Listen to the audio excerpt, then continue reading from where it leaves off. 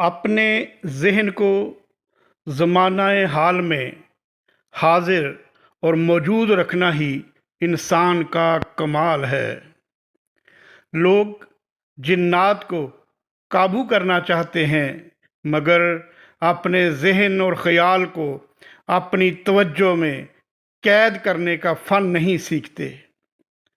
खालिक ने इंसान को जो कुव्वत बख्शी है वो हज़ारों जिन्नात की ताकत से कहीं बढ़कर है, मगर इंसान का बंदरनुमा ज़हन इसको कहीं टिकने नहीं देता, कहीं रुकने नहीं देता, कहीं ठहरने नहीं देता।